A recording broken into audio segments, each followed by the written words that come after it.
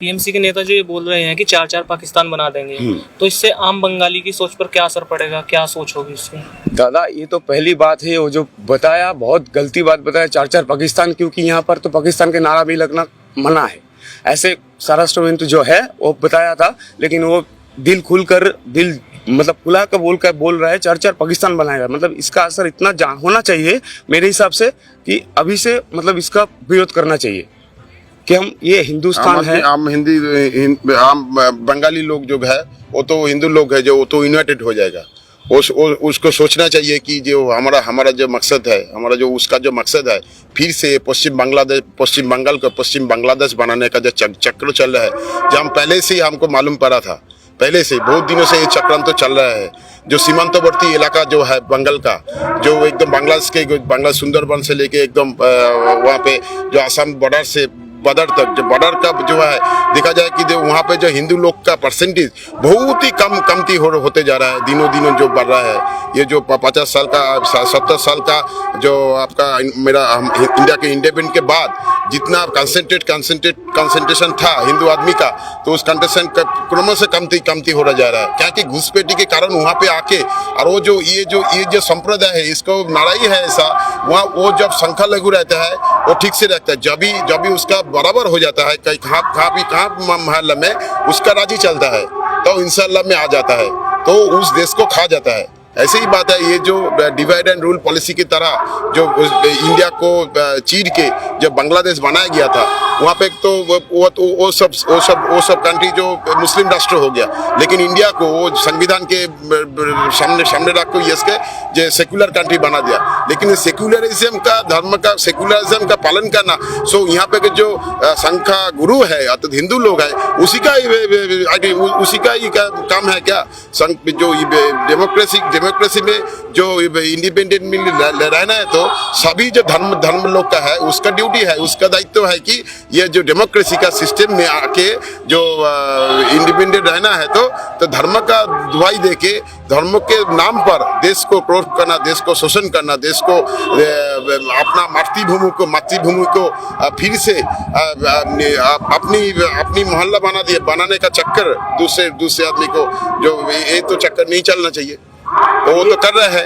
ये जो कंस्पिरेसी बहुत दिनों से चल रहा है। अभी ये तोषणबाजी से दीदी के भाई लोगों का जो तोषणबाजी से उसको छोड़ देने से क्या हो रहा है कि वो और खुले आम ये चक्र का यहाँ प्रतिष्ठित करने का चक्रांत कर रहा है।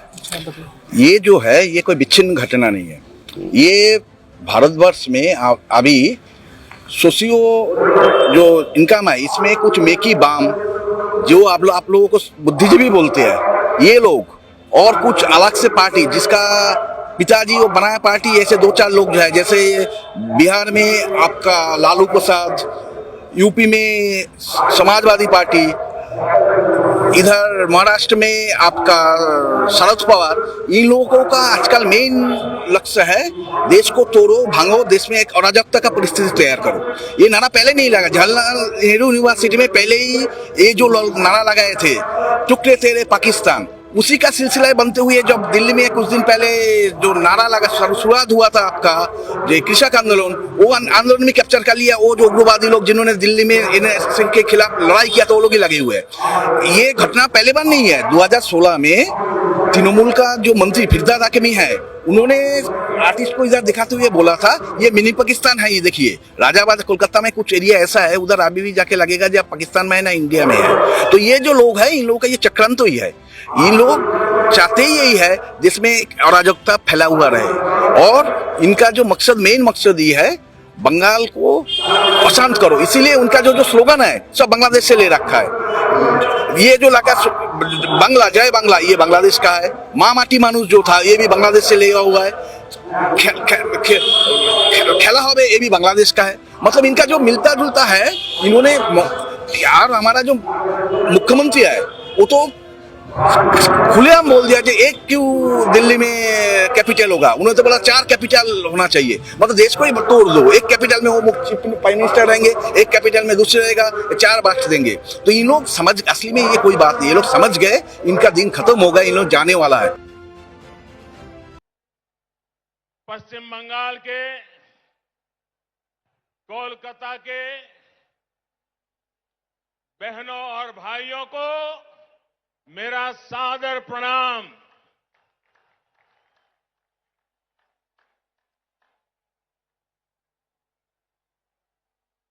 राजनीतिक जीवन में सैकड़ों रैलियों को संबोधन करने का सौभाग्य मिला, लेकिन इतने बड़े लंबे कार्यकाल में मैंने कभी इतने बड़े विशाल जनसमूह का हमें आशीर्वाद मिला हो, ऐसा दृश्य मुझे आज देखने को मिला।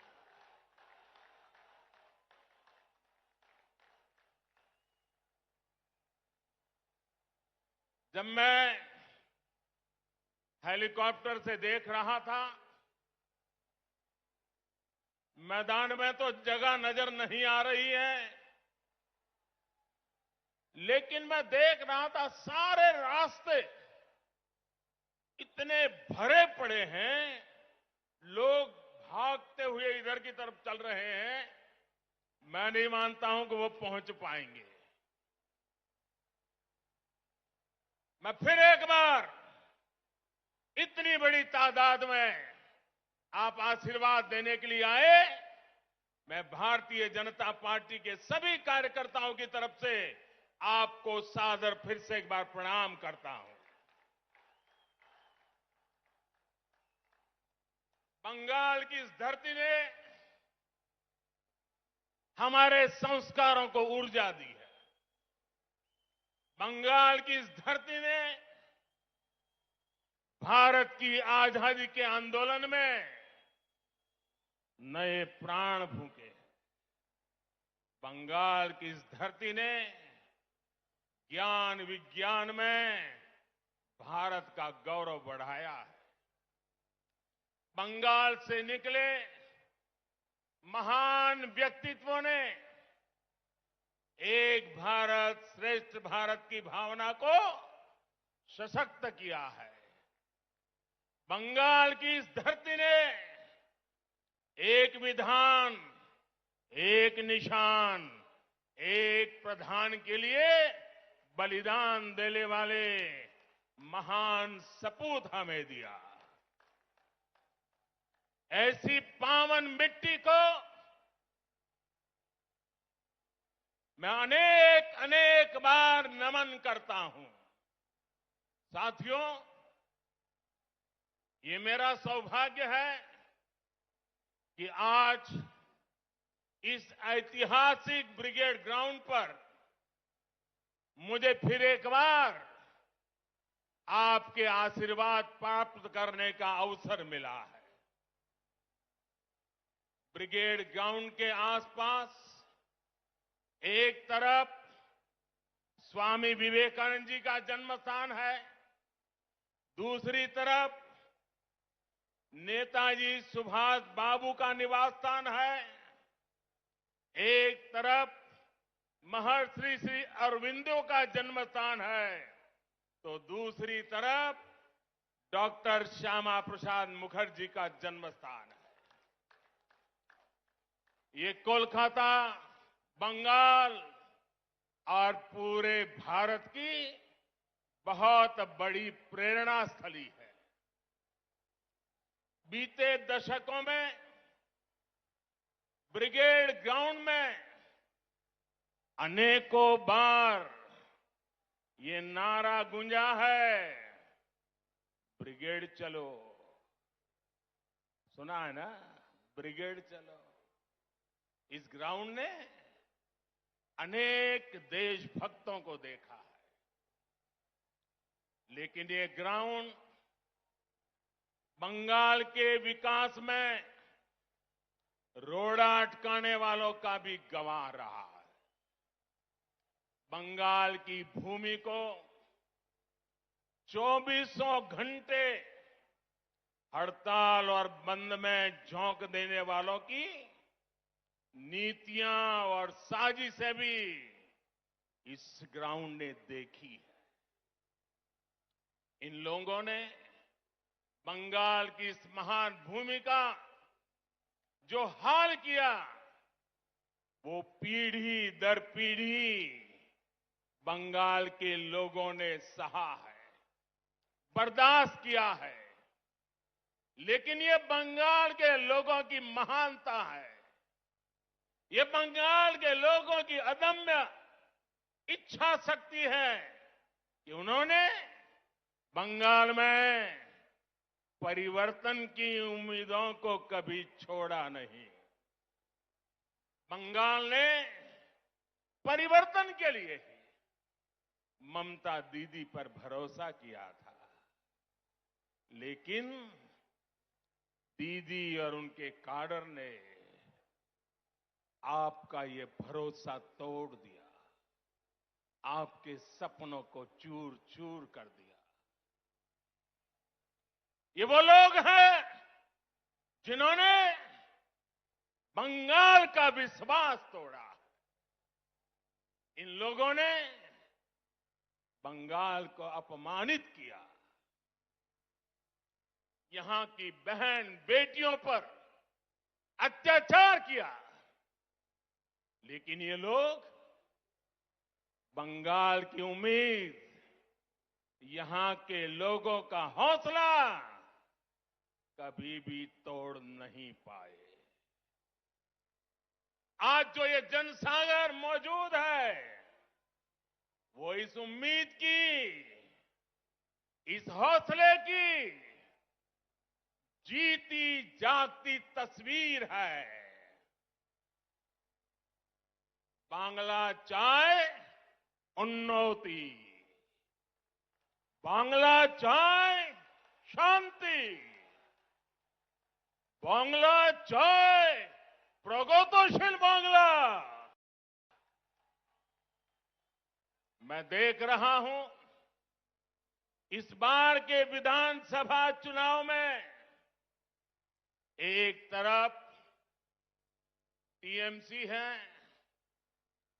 लेफ्ट कांग्रेस है, उनका बंगाल विरोधी रवैया है, और ये चुनाव ऐसा है कि दूसरी तरफ खुद बंगाल की जनता कमर कस करके खड़ी हो गई है।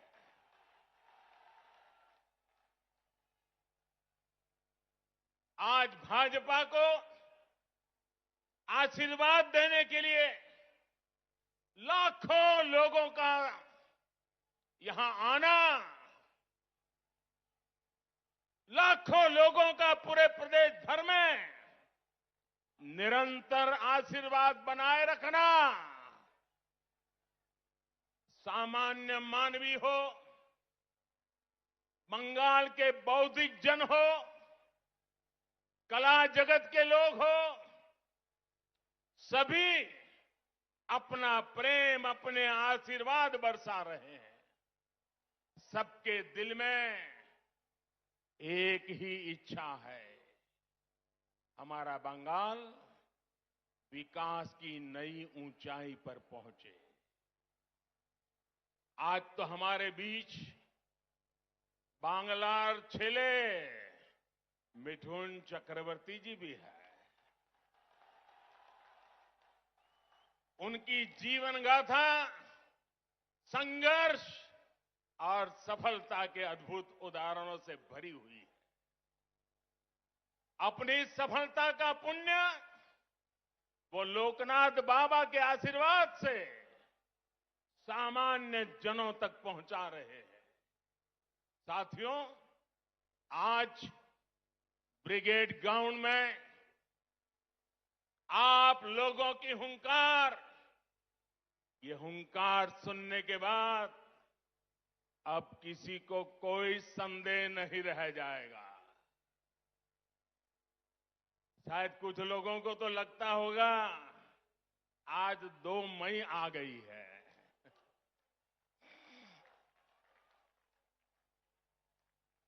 भाइयों बहनों, पूरी ताकत से मेरे साथ बोलिए, दोनों मुट्ठी बंद करके बोलिए, हाथ ऊपर करके बोलिए, पूरी ताकत से बोलिए, भारत माता की, भारत माता की। साथियों, भारत माता के इस जयकारे की गूंज बंगाल के कोने कोने तक जा रही है।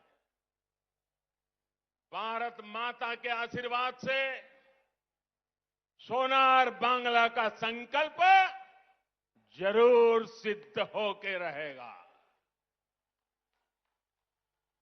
यहां आया एक एक व्यक्ति, हमारी माताएं, हमारी बहनें, हमारी बेटियां, बंगाल का युवा आज बंगाल में आशोल परिवर्तन के लिए आया है। आशोल परिवर्तन। मैं इस ब्रिगेड ग्राउंड से आपको इस आशोल परिवर्तन का विश्वास दिलाने आया हूं। विश्वास बंगाल के विकास का, विश्वास बंगाल में स्थितियों को बदलने का, विश्वास बंगाल में निवेश बढ़ाने का, उद्योग बढ़ाने का, विश्वास बंगाल के पुनर्निर्माण का, विश्वास बंगाल की संस्कृति और यहां की परंपराओं की रक्षा का। मैं विश्वास दिलाने आया हूं कि आपके लिए, यहां के नौजवानों के लिए, यहां के किसानों के लिए, उद्यमियों के लिए, यहां की बहनों बेटियों के विकास के लिए हम 24 घंटे दिन रात मेहनत से काम करेंगे। हम मेहनत करने में कोई कमी नहीं रखेंगे। हम पल पल आपके लिए जिएंगे। हम पल पल आपके सपनों के लिए जिएंगे। ये विश्वास दिलाने में आया। हम आपकी सेवा करेंगे, आपका आशीर्वाद लेंगे। आपका दिल सिर्फ चुनाव में नहीं, हर पल आपका दिल जीतते रहेंगे। अपने काम के द्वारा, सेवा के द्वारा, समर्पण के द्वारा, परिश्रम के द्वारा। यहां जो भाजपा की सरकार बनेगी, उसकी नीति, उसके निर्णयों में बंगाल के लोगों का हित ये सुप्रीम होगा। बंगाल के लोगों का हित ये सर्वोपरि होगा। यहां जो भाजपा की सरकार बनेगी, आशोल परिवर्तन का मंत्र उसकी प्रेरणा होगा, उसके परिश्रम का आधार होगा।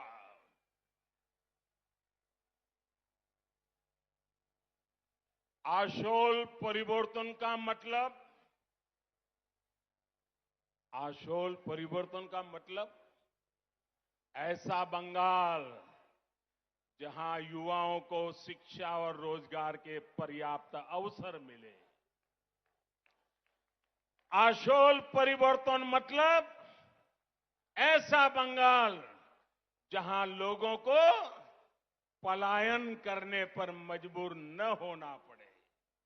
आशोल परिवर्तन मतलब ऐसा बंगाल जहां व्यापार और कारोबार फले फूले, जहां ज्यादा से ज्यादा निवेश आए। आशोल परिवर्तन मतलब ऐसा बंगाल जहां 21वीं सदी का आधुनिक इंफ्रास्ट्रक्चर हो। आशोल परिवर्तन मतलब ऐसा बंगाल जहां गरीब से गरीब को भी आगे बढ़ने का पूरा अवसर मिले। आशोल परिवर्तन मतलब ऐसा बंगाल जहां हर क्षेत्र, हर वर्ग की विकास में बराबर की भागीदारी होगी। उत्तर बंगाल हो या दक्षिण बंगाल हो, पश्चिमांचल हो या जंगल महल, आदिवासी हो या दलित, पिछड़े हो, वंचित हो, शोषित हो या हमारे शरणार्थी भाई बहन, सभी पर एक बराबर ध्यान दिया जाएगा। जहां सबका साथ, सबका विकास, सबका विश्वास शासन का मंत्र होगा, जहां उन्नयन सबका होगा, तुष्टीकरण किसी का नहीं, जहां घुसपैठ को रोका जाएगा, घुसपैठियों को रोका जाएगा। साथियों, गुलामी का इतना बड़ा कालखंड भी बंगाल की क्षमता, बंगाल के सामर्थ्य को कम नहीं कर सका था। आजादी के इन 75 वर्षों में बंगाल ने जो खोया है, बंगाल से जो छीना गया है, वो मुझसे ज्यादा आप लोग ज्यादा अच्छी तरह जानते हैं। आज हम इस संकल्प के साथ भी आपके सामने आए हैं कि जो भी बंगाल से छीना गया है, भाइयों बहनों मेरे शब्द लिख रखिए, जो भी बंगाल से छीना गया है उसे वापस लौटाएंगे।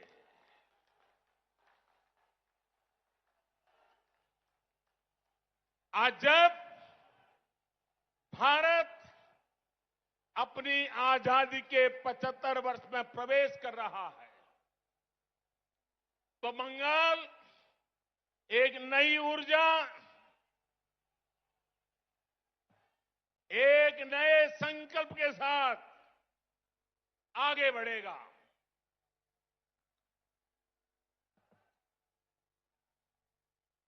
देश की तरह ही बंगाल के विकास के लिए भी अगले 25 साल बहुत अहम है। इन 25 वर्षों की शुरुआत का पहला पड़ाव ये विधानसभा चुनाव है। अगले 5 वर्षों में बंगाल का विकास अगले 25 वर्षों के विकास का आधार बनाएगा। इसलिए इस बार आप सिर्फ बंगाल में सरकार बनाने के लिए वोट नहीं देंगे, लेकिन बंगाल को बनाने के लिए, बंगाल को विकास की नई ऊंचाई पर पहुंचाने के लिए वोट डालेंगे। जब 2047 में 25 साल के बाद देश जब आजादी के 100 साल मनाएगा, तब बंगाल सारे हिंदुस्तान को फिर से एक बार आगे ले जाने वाला बंगाल बन जाएगा। बंगाल में पोर्ट से लेकर के एक्सपोर्ट तक, टी से लेकर टूरिज्म तक, माछ की बात हो या भात की बात, पश्चिम बंगाल की माटी और समंदर में सब कुछ है जो जीवन को बेहतर बनाने के लिए जरूरी है। बस यही नीति, साफ नियत के साथ आगे बढ़ने की जरूरत है। यहां बनने वाली भाजपा सरकार, एनडीए सरकार इसी सोच से आगे बढ़ेगी। भाइयों और बहनों, कोलकाता तो सिटी ऑफ जॉय है। कोलकाता के पास समृद्ध अतीत की विरासत भी है और भविष्य की संभावनाएं भी है। ऐसा कोई कारण नहीं है कि कोलकाता के कल्चर को सुरक्षित रखते हुए इसे सिटी ऑफ फ्यूचर न बनाया जा सके। कुछ दिन पहले ही देश के टॉप शहरों की लिस्ट निकली है। ये हर बंगाल वासी की अपेक्षा है कि कोलकाता भी इस लिस्ट में टॉप के शहरों में हो।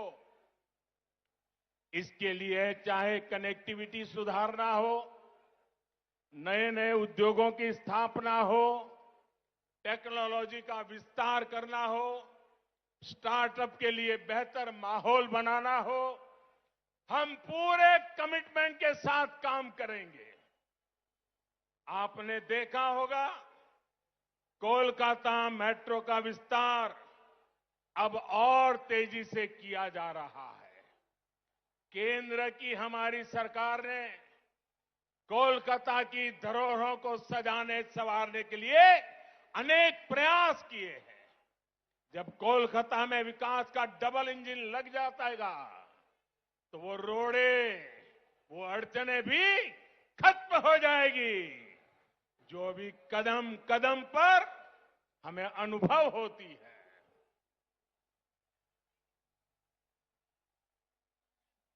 आप अंदाजा लगा सकते हैं कि इनकी कमीशनबाजी की वजह से कोलकाता एयरपोर्ट से जुड़े हुए कई काम देखिए कब तक रुके हुए हैं। ऐसे रुके हुए हर काम को भाजपा सरकार में तेज गति दी जाएगी। यहां के स्मार्ट सिटी प्रोजेक्ट को भाजपा सरकार में नई ऊर्जा मिलेगी। शहर में नए फ्लाईओवर बनाए जाएंगे। अधूरे फ्लाईओवर्स को समय सीमा में पूरा किया जाएगा। भाजपा सरकार बनने के बाद कोलकाता में झुग्गियों में रहने वाले को भी पक्के घर मिलेंगे। प्रधानमंत्री आवास योजना का लाभ मिलेगा। रेहड़ी और ठेला लगाने वाले हमारे भाई बहनों को भी भाजपा सरकार में स्वनिधि योजना का लाभ तेज गति से दिलाया जाएगा।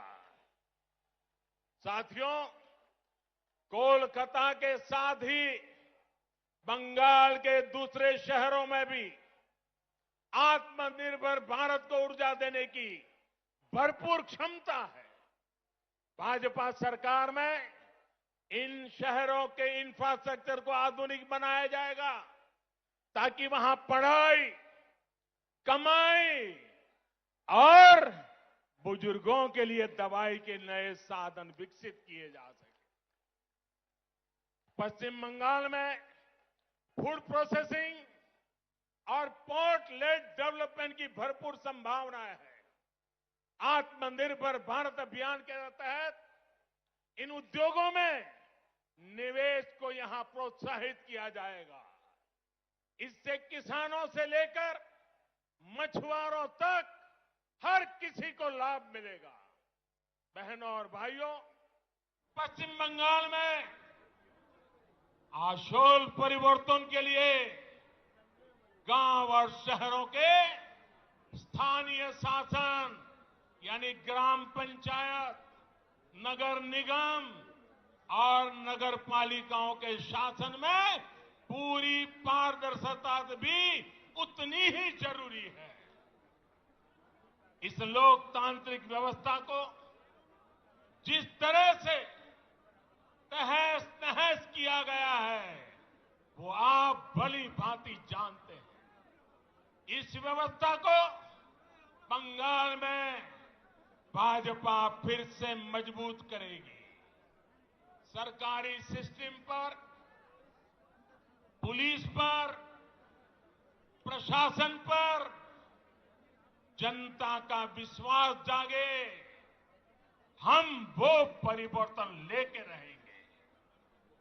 ये हम लाएंगे। भाजपा सरकार में एग्जाम से लेकर के ट्रेनिंग और रिक्रूटमेंट तक एक पारदर्शी व्यवस्था फिर से खड़ी होगी। स्किल डेवलपमेंट के लिए केंद्र सरकार की योजनाओं को यहां ईमानदारी से लागू किया जाएगा। पश्चिम बंगाल में नई राष्ट्रीय शिक्षा नीति के विस्तार को भी बल दिया जाएगा। इंजीनियरिंग, डॉक्टर, टेक्नोलॉजी ऐसे विषयों की पढ़ाई बांग्ला भाषा में भी हो, इस पर भी जोर दिया जाएगा। अंग्रेजी नहीं जानता, इसलिए गरीब का बच्चा, गरीब की बेटी अब डॉक्टर बनने के सपने से दूर नहीं रहेगी। गरीब का बच्चा, गरीब की बेटी भी वो डॉक्टर बन पाए, वो इंजीनियर बन पाए। झुग्गी झोपड़ी में पढ़ाई करके निकला हुआ बच्चा भी बंगाल का नाम रोशन करे, ये व्यवस्था हम बनाना चाहते हैं। साथियों, हमारा लक्ष्य सिर्फ पश्चिम बंगाल में सत्ता का परिवर्तन करना नहीं है, यही एकमात्र उद्देश्य नहीं है। हम बंगाल की राजनीति को विकास केंद्रित राजनीति की तरफ ले जाना चाहते हैं। 5 साल बर्बाद हो चुके हैं, अब बंगाल को बर्बाद होने का अवसर किसी को नहीं देना चाहिए। और इसलिए हम आशोल परिवर्तन की बात कर रहे हैं। और आशोल परिवर्तन के इस महायज्ञ में बंगाल के लोगों को भी ये भी याद रखना है कि उनके साथ किस तरह का छल बार बार लगातार कैसा छल किया गया है, इसे भूलना नहीं। साथियों, आजादी के नारे पर कांग्रेस सत्ता में आई थी। आजादी के